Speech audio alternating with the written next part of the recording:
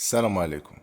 معكم أنس. هذه 144 سنة غادي يكتشفوا الألمان واحدة من أهم الآثار في التاريخ. هذا التاريخ تيقول بأن ذاك الاكتشاف سميتو مذبح كبير آلهة زوس اللي كان ملك الآلهة الإغريقية. ولكن الديانة المسيحية والمؤرخين والمؤمنين غادي يقولوا للعالم على أن ذاك الاكتشاف اللي اكتشفته ما سميتوش مذبح زوس، بل هذاك هو اللي سماه المسيح شخصيا عرش الشيطان ولا كرسي إبليس. مرحبا بكم في هذه الحلقة ديال أغرب آثار اكتشفها الإنسان.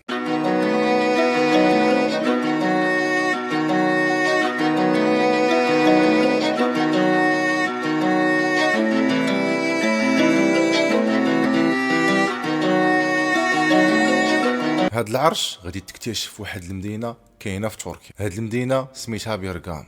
هاد المدينة اللي كاينة في تركيا كانت في ذاك الوقت جزء من الإمبراطورية الرومانية. هاد المدينة التاريخ ديالها كيرجع ل 800 عام قبل المسيح، ولكن التاريخ ديالها كمدينة بدات فيها الحضارة كان 300 سنة قبل المسيح. كان مشى ليها الإسكندر الأكبر، ومن بعد غادي يمشي جنرال خاص بالإسكندر الأكبر، ومن بعد غادي تدوز منه واحد المملكة اللي كان في العمر ديالها 150 سنة، ومن بعد غادي تطيح في الاحتلال الروماني. مني غادي يجي عيسى عليه السلام غادي تكون مدينة بيرغاما تحت الاحتلال الروماني. هاد المدينة جات في واحد التلة اللي مرتفعة ب 300 متر وكتشوف المدن اللي تحت منها، يعني من الساهل ترد ديك المدينة عاصمة ديالك. هي غير الموقع ديالها كتعتبر قلعة لأنها محصنة وكاع المدن كانوا تحت منها. في 1878 واحد العالم ديال الآثار ألماني سميتو كارل هومان غادي يكتشف هاد المدينة بالصدفة، ومن بعد غادي يبدا كيدير أعمال ديال التنقيب هو والفريق ديالو. هما يكتشفوا مذبح إله زوس كما قلنا اللي كان كبير الآلهة. هاد المدينة هادي كانت على الكفر وكانت فيها الزنا وكانت على الوثنية. كانوا كيعبدوا الآلهة الإغريقية وكانوا كيعبدوا الآلهة الرومانية وكانوا كيعبدوا حتى الإمبراطور اللي كان حاكمهم في ذاك الوقت من بعد 300 عام على ظهور المسيح. ولكن هذه المدينة كانت باقا كتعبد الآلهة وكانت على الوثنية. والإمبراطور ديالهم لحقاش الإمبراطور ديالهم كان تيقول لهم أنا هو الله. وهاد المدينة كان فيها المذبح ديال الإله زوس. شنو هو هاد المذبح؟ هاد المذبح هو اللي كانوا كيذبحوا فيه الحيوانات كقربان وبعض المرات حتى الإنسان. هاد القرابين غادي تكون تقربا للإله زوس أو للإله الروماني اللي هو الإمبراطور اللي حاكم ديك الوقت. هاد المدينة كانوا فيها بزاف ديال المعابد. الأول كان المعبد ديال الإلهة أثينا، والثاني المعبد ديال الإله زوس، وكان فيه حتى معبد الإله إسكالابيوس. هاد إسكالابيوس كان إله يوناني واللي الشعار ديالو هو الحنش. والحنش عند المسيحيين وعند اليهود هو الشيطان شخصيا. في المعتقد ديالهم على ان ابليس فاش كتسيف كيولي حنش. فمعبد اسكالابيوس كان سبيطار، ولكن في الحقيقه ما كان لا سبيطار لا والو، حيت داكشي اللي كان كيدار فيه شعوذه. من الفوق ديال المعبد ديال اسكالابيوس كان المذبح ديال الاله زوس. وهذا السبيطار غادي يكون اغرب سبيطار في التاريخ. كان سبيطار وكان على الباب ديالو في المدخل ديال الانفاق واحد اللافته، يعني كان سبيطار تحت الارض وكان مظلم. مع العلم اننا كنعرفوا غير الضوء ديال الشمس دواء، حتى الهواء النقي كتعتبر دواء، ولكن هذا السبيطار كان تحت من الارض وما فيه لا اكسجين لا الشمس. وعلى المدخل ديالو واحد اللافته مكتوب فيها ممنوع تموت هنا، يعني انهم ما كانوش كيتسلموا المرضى اللي كانوا كيعانيوا من شي حاله نهائيه ديال المرض ولا لا كنتي قريب تموت. هما كانوا كيشدوا بنادم اللي كيجي مريض شي مرضى غير عاديه، كتدخل غير الدواء مرحبا بك، لحقاش ديك اللافته كتقول لك غير مسموح ليك تموت هنا. علاش؟ لحقاش هذا المكان ماشي سبيطار، لحقاش في هذا السبيطار كانوا كهنه كيعبدوا الاله سكارابيوس اللي قلنا الشعار ديالو هو اللفعه، يعني هذا كان معبد ديال ابليس وكانوا كيعبدوا فيه الشيطان.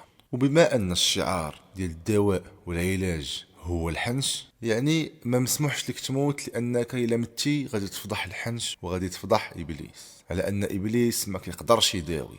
يعني الا متي عنده راك غادي تفضح هاد الكهنه ديال ابليس. شنو كانوا كيديروا الناس او المرضى في هذا المعبد هذا؟ فهاد السبيطار كان الداخل ديالو حمام كبير، وكانوا كيديروا فيه حتى بعض العمليات الجراحيه. هاد الكهنه ديال معبد ابليس شنو كانوا كيديروا؟ فاش كيدخل عندهم المريض كيعطيوه يشرب واحد المخدر، يعني كيسكروك وكتنعس، وكيقولوا لك من تنعس فكر في الحنش، والمكان اللي كتنعس فيه كيكون كله عامر بالحناش، كتكون انت ناعس وكيتسارى وحداك الحناش. هاد الحناش بالطبع غير سامه وما كتعضش، ولا طلع من فوق منك الحنش وانت كنتي ناعس، هذيك المعنى ديالها التفاته من الاله ابليس. وتيقول لك الكاهن تفكر هاد الاحلام اللي غادي تشوفها لحقاش هي العلاج ديالك. وانت ملي كتفيق في الصباح كتكون ديجا مخدر البارح، كتمشي عند الكاهن وكتعاود ليه ها شنو حلمت وها شنو حلمت، كتقول ليه راه فاش فقت لقيت واحد الحنش فوق مني، كيقول ليك دي مزيانه معناتها على انك غادي تداوى،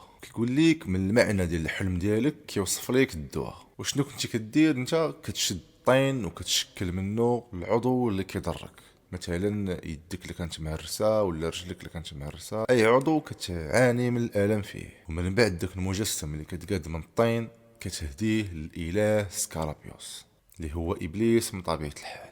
هاد المعبد كان كيشجع على الزنا، وكان كيشجع على كل انواع ديال الفساد. ولتحت كيقول على انه مستشفى، ولكن كان معبد ديال ابليس. والفوق شنو كان كيدار؟ الفوق كان هو المذبح، وكانوا كيقولوا الناس على ان هذا المذبح للاله زوس، يعني كنقدموا قرابين الاله زوس هنا، ولكن في الحقيقه كانت ديك القرابين للشيطان. على مدار السنه يوميا كان فوق داك المعبد ديما الذبائح والدم والشوا والعافيه شاعله، دائما كاين الدماء ديال الحيوانات وديال البشر وديال اي حاجه كتذبح تما. ومعروف على ان الشياطين والجن عزيز عليها الدماء. هذا الشيء كان قبل المسيحيه. من بعد الخروج ديال المسيح عيسى جا بدعوه التوحيد، لحقاش المسيح عيسى ما عمرو قال انا ثلاثه، كان ديما كيوحد الله الواحد. في حين كان الاغريق واليونان كيعبدوا بزاف ديال الالهه، كانوا كيعبدوا حتى ابليس اللي هو اسكالابيوس. واحد الراجل سميتو انتيباس هو اللي كان كيعيش في هذه المدينه ديال بيرغاما، وكان خداع العاتق ديالو دعوه التوحيد، باغي يدعو الى التوحيد الناس اللي كيعبدوا الوثنيه وكيعبدوا بزاف ديال الالهه. هذا الراجل غادي يرفعوا يحيى التوراتي الى مرتبه قسيس ديال مدينه بيرغاما، يعني غادي يولي هو البابا. مني غادي يسمعوا به دوك الكهنه ديال معبد ابليس ما غاديش يعجبهم الحال. وهنا غادي تطرا واحد الحاجه عجيبه وغريبه. هاد الكهنه هادو ومعاهم الرئيس ديالهم اللي دايرين روسهم اطباء في داك السبيطار، كل ليله وبالتواتر كان كيوقف عليهم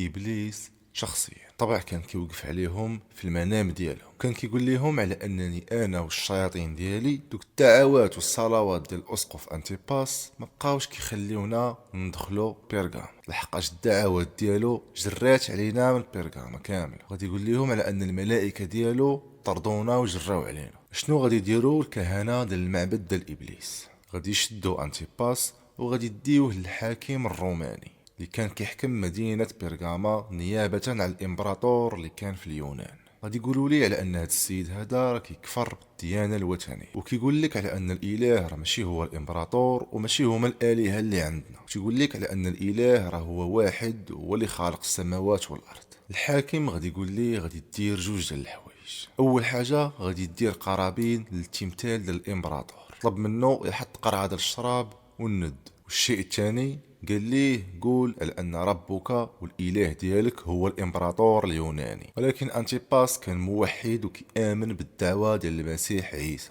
قال له لا ما غاديش ندير انا هادشي. من بعد غادي يعاقبوه واحد العقاب كانوا مخصصينه للناس بحال انتيباس. دوك الناس كانوا بالنسبه للمسيحيين شهداء.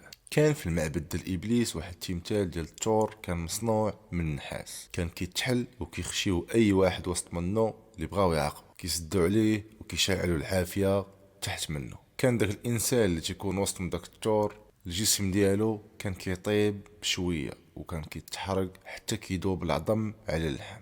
وجهه الفم ديال داك التمثال ديال الثور كانوا دايرين جعبه طويله. كان الانسان اللي وسط داك الثور كيتالم مسكين وكيتعذب وكيغوت من الالام، وكان الصوت كيخرج من ديك الجعبه على شكل الصوت ديال الثور، يعني داك الصوت ديال الانسان اللي كيتعذب لداخل كيرد الحياه في التمثال ديال الثور. داك التعذيب كان كيبغيه الشيطان ودوك الجن والعفاريت ديالو. داك المكان مات فيه بزاف ديال الناس الابرياء اي واحد كان كيرفض الطغيان ديال الامبراطور ولا كان كيرفض السيطره ديال الكهنه ديال المعبد ابليس كانوا كيديروا ليه هاد التعذيب. وهاد الطقوس كانت كتعجب ابليس والشياطين ديالو على ان الانسان يتقتل ويتعذب في داك المكان، خصوصا الانسان اللي كان مظلوم وكان بريء، لحقاش الدم ديالو كيعجب الشياطين وكيعجب ابليس. هنا غادي طرا واحد الحدث اللي خطير جدا. يحيى الانجيلي غادي يكتب واحد الرساله على لسان عيسى عليه السلام. يقال على حساب هذه الروايه على ان عيسى كان كيهضر مع دوك الناس ديال ديك المدينه ومع دوك الكهنه ومع ابليس اللعين شخصيا. غادي يقول له على انني كنعرفك كتسكن تما، وتما كاين العرش ديالك، وتما كاين الكرسي ديالك، وهذيك هي بلادك، وهذاك هو المكان المفضل ديالك في الارض، وانا عارفك قتلتي الشهيد ديالي الامين. ولكن اخطر حاجه على ان عيسى عليه السلام كيقول على المدينه كامله شخصيا، وداك المعبد على انه هو عرش الشيطان شخصيا. عيسى عليه السلام كان كيقول على ديك المدينه بشكل عام والمعبد ديال ابليس بشكل خاص ان هناك كاين العرش ديال الشيطان او مسكن ديال الشيطان. ولا جيتي تشوف حتى ديك الهندسه ديال داك المذبح ديال الاله زوس غتلقى كاين تما دروج، وغتلقى واحد البلاصه كاينه تما على شكل كرسي في كتجلس. فعيسى عليه السلام غادي يسمي داك المكان او داك المعبد بعرش ابليس.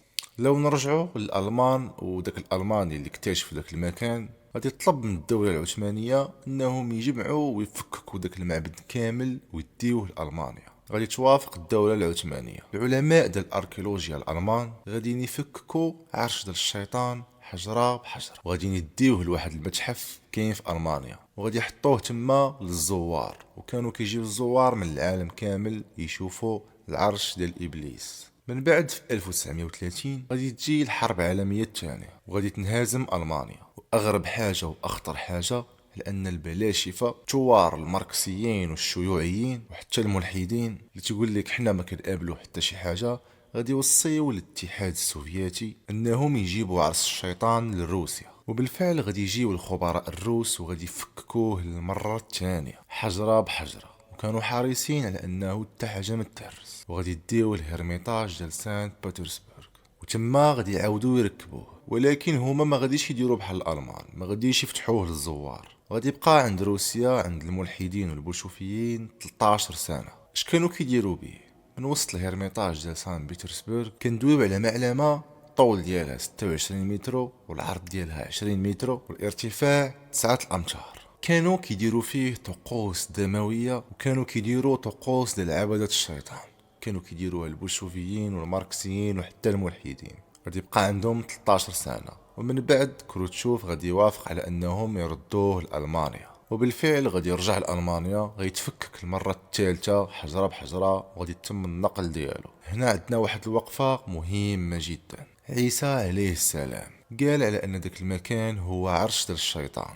عيسى عليه السلام بالطبع ما كيقصدش على انه كاين تما الكرسي ديال الشيطان، لكن العرش او الطرون لغه شنو كيعني؟ العرش اولا كرسي، والعرش المقصود منه هو واحد المكان اللي هو إقامة ديال شي واحد، بحال شي واحد ساكن في واحد القصر وعنده العرش ديالو في وسط القصر. عيسى عليه السلام كان كيقصد على أن المقر الرسمي اللي كان كيرتاح ليه إبليس والشياطين ديالو هو داك المعبد اللي كان فيه المذبح ديال زوس، اللي كان فيه العرش ديال الشيطان، وداك المكان هو اللي كان كيرتاح فيه ابليس. لذلك من بدات الصلاه ديال الانتيباس والدعوات ديالو والتوحيد، دوك الشياطين ما غاديش يتحملوها وغادي يخرجوا في حالتهم، لكن من يتقتل الانتيباس غادي يرجعوا عاوتاني. لاحظوا معايا على ان الشعار ديال اله الدواء والشفاء هو الثعبان، وعنده واحد العصيه وطير بها الحنش. في ذاك الوقت ولحد الان الناس اللي كيعبدوا ابليس او الشيطان كيقول لك ابليس في الحقيقه هو الخالق، ابليس هو اللي كيعطينا الضوء،